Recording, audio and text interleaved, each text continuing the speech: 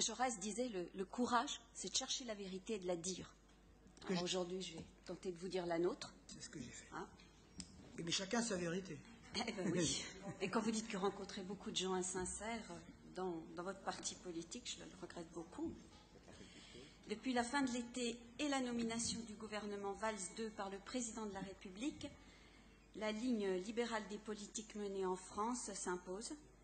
Mais à quoi pouvait-on s'attendre d'autre en voyant entrer à la tête du ministère de l'économie un jeune banquier millionnaire de chez Rothschild? Avec le ministre du Travail, il se livre à un concours Lépine de l'attaque la plus odieuse contre les salariés. L'un charge les chômeurs en critiquant la protection sociale qui les conforterait dans leur situation, et l'autre, clamant son amour du business à la City, explique que le niveau des salaires et les droits de ceux qui ont un emploi est l'une des raisons majeures du chômage. Alors il faudrait que ces messieurs se mettent d'accord, il faut trancher ce débat insoutenable. Est-ce que ce sont les salariés ou les chômeurs qui sont responsables du chômage? Monsieur le ministre du Travail devrait revenir en Bourgogne expliquer ces théories fumeuses aux 350 salariés de Sanofi à Quetigny, dont l'entreprise a décidé de prendre le risque d'en faire des chômeurs. Plus de 4000 emplois ont été supprimés en France par ce groupe depuis 4 ans. Et pour quelles raisons? Pour continuer d'augmenter la part des profits destinés à la rémunération des actionnaires. En 2013, les dividendes représentaient 55% du résultat net contre 35% 4 ans plus tôt. Même au plus fort de la crise en 2010, les dividendes augmentaient de 10%. Alors voilà, messieurs les ministres experts en économie, la réalité que nous dénonçons chaque jour. C'est la rémunération et la pression du capital qui tuent l'entreprise et ses salariés, pas le niveau des salaires, pas la protection sociale ou le droit du travail. Ceci est d'autant plus insupportable que ces grandes sociétés raflent la mise de toutes les aides publiques.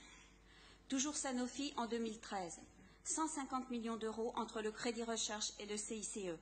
Celui-ci d'ailleurs devait être de 18 millions d'euros en 2014. Et il faudrait laisser faire. Laisser ces grands groupes décider de l'avenir industriel de la France, car la stratégie financière de Sanofi fait planer de lourdes menaces sur la stabilité de l'ensemble de l'industrie pharmaceutique française et sur la recherche scientifique et médicale. Nous avons une responsabilité de faire entendre aux dirigeants de Sanofi que leur politique ne saurait se dissocier d'une approche territorialisée des politiques industrielles, ceci dans l'intérêt général du pays et des populations. C'est pourquoi, chers collègues, nous vous proposerons un vœu en fin de session pour demander au gouvernement d'enrayer les projets de démantèlement de Sanofi sur notre territoire.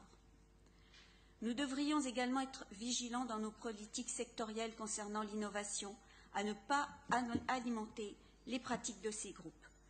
Nous allons attribuer au groupe SEB, soit directement, soit en cascade par le biais d'une subvention pour des travaux de recherche à l'université, des subventions pour sa participation au projet FRAIN dans le cadre du pôle de compétitivité Agora. La PME Adventiste de Sœurs, qui est également partie prenante de ce projet, avec ses 17 salariés et son chiffre d'affaires de 3 millions d'euros, n'a rien à voir avec le géant SEB coté en bourse. Elle sera bénéficiaire, il faut l'espérer, de retombées qui permettront son développement. Mais le groupe SEB a déclaré un résultat net pour 2013 en progression de 3% à 200 millions d'euros et a proposé en mai 2014 une augmentation de la rémunération de ses actions de 5,3%. Ma question est, quel pourcentage d'augmentation de rémunération le groupe SEB a-t-il consenti à ses salariés, dont le président salue, j'ouvre les guillemets, l'engagement remarquable de tous les collaborateurs pour contribuer au développement et à la réussite du groupe. Je les en remercie chaleureusement. C'est dans la note de presse du président de SEB. Nous pouvons être sûrs que ces remerciements n'atteindront pas les 5,3% d'augmentation des dividendes. Et pourtant, ce groupe bénéficiera également du CICE, du crédit d'impôt recherche et du fonds unique d'investissement. Alors, nous pensons que SEB pourrait parfaitement se passer de la subvention de 47 000 euros de la région. Cela nous donnerait plus de marge pour les PME bourguignonnes. Le deuxième point sur lequel je souhaite intervenir est celui de la réforme des collectivités territoriales, bien entendu. Au congrès de l'Association des régions de France, auquel j'ai participé, j'ai été particulièrement frappée par l'ampleur des réserves et des critiques qui se sont exprimées tant par les élus que les experts ou les invités concernant cette réforme. L'ensemble des critiques que nous portons à ce projet se sont cristallisées lors de la dernière table ronde portant sur la République des territoires. Les différents intervenants, professeurs agrégés de droit public, conseillers à la Cour des comptes, inspectrices des affaires sociales, ont remis en cause ce processus, modifiant en profondeur l'État, dans la précipitation et le désordre, et pouvant aller jusqu'à la remise en cause du lien et du sentiment républicain. Critique concernant l'abandon de la compétence générale. Après que Mme Lebranchu nous ait dit que cet abandon était consenti pour que les élus puissent dire non aux différentes sollicitations. Terrible aveu d'une organisation de l'impuissance politique à la réponse aux besoins des citoyens. La puissance ne s'acquiert pas par l'augmentation de la taille des régions, comme on veut bien nous le dire. Elle s'acquiert par la capacité politique de décision de ces actions, sous-tendue par le pacte programmatique sur lequel les citoyens nous ont portés au pouvoir. La puissance, elle prend corps dans l'autonomie fiscale et la libre administration des collectivités, au contraire de cette suite de transferts de compétences non compensées, de contention fiscale et de dotations réduites. La puissance, elle relève également de la confiance des citoyens qui ne doivent pas être exclus des processus de décision des transformations. La réforme territoriale telle qu'elle nous est proposée ne relève pas d'une demande sociale. Elle relève d'un projet de remodelage de nos institutions et de nos territoires, satisfaisant aux volontés des gouvernements libéraux européens de transformer cette partie du monde en terrain de jeu pour la compétition mondiale capitaliste. Nous voyons d'ores et déjà avec le triste exemple local de Sanofi, mais qui succède à d'autres. Je vous rappelle la centrale thermique du groupe E.ON à Montceau-les-Mines, TRW à Dijon. Elle nous rappelle qui sont les victimes de cette guerre économique que se livrent les grands groupes pour faire flamber les dividendes.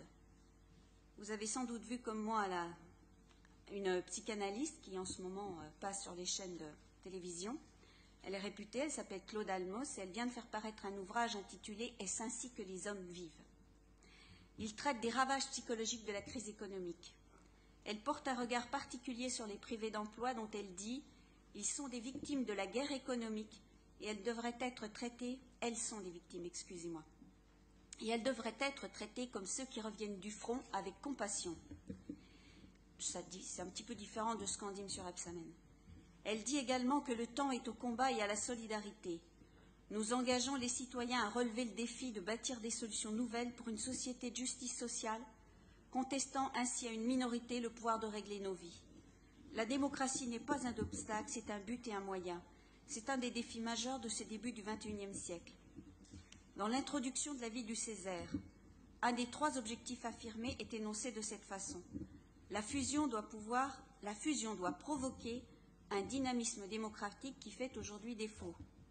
Permettez-moi de penser qu'une fusion imposée sans débat citoyen a bien peu de chances de provoquer un dynamisme démocratique. Au contraire, cette fusion n'a de chance de réussir que si elle est le fruit d'un élan démocratique. Cette fusion ne provoquera que rejet si elle est conçue par quelques-uns pour, voire contre, tout le monde. Et c'est aussi pour cette raison que nous renouvelons notre demande d'instaurer, comme le fait la présidente de la région Franche-Comté, avec beaucoup de courage d'ailleurs, des débats au plus près des citoyens concernant le projet de fusion de nos 2 régions. Merci.